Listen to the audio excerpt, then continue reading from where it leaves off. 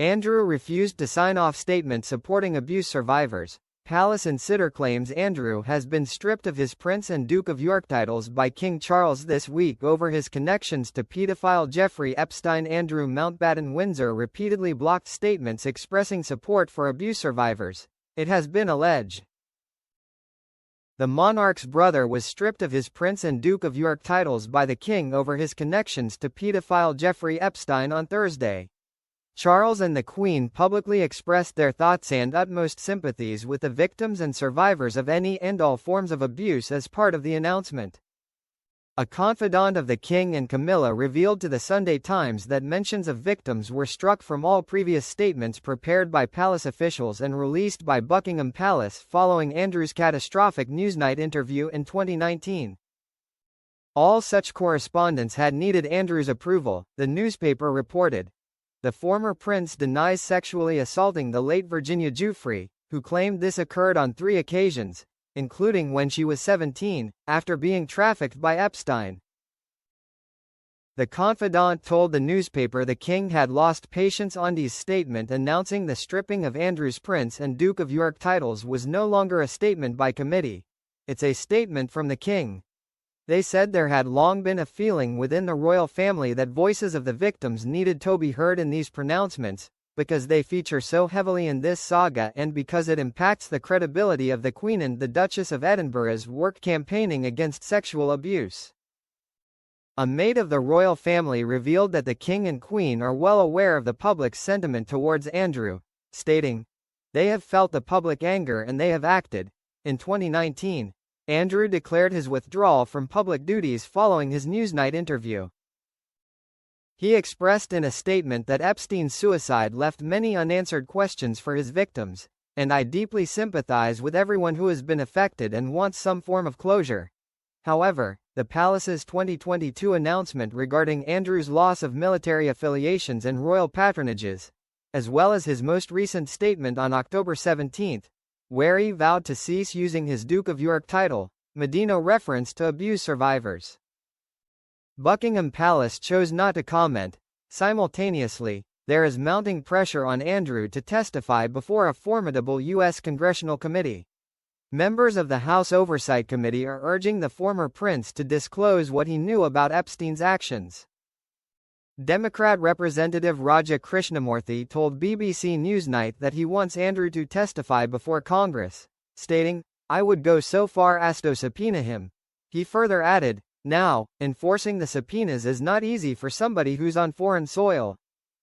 However, if Andrew wishes to come to the United States or Heshire, then he's subject to the jurisdiction of the U.S. Congress. Andy would expect him to testify. Congressman Suhas Subramaniam voiced his opinion on BBC Radio 4's Today program, stating, "I think this would be a great way for Andrew to clear his name. It would be a great way for us to continue our pursuit of justice for the victims, and frankly, Andrew's name has come up many times from the victims, and so he clearly has knowledge of what happened, and we just want him to come forward and tell us what he knows." Spencer Kuvan, a solicitor representing some of Epstein's victims, also encouraged Andrew to give evidence. He told BB News he could testify about other potential co-conspirators that he saw that may have been present at the mansions here in the States that were doing inappropriate activities.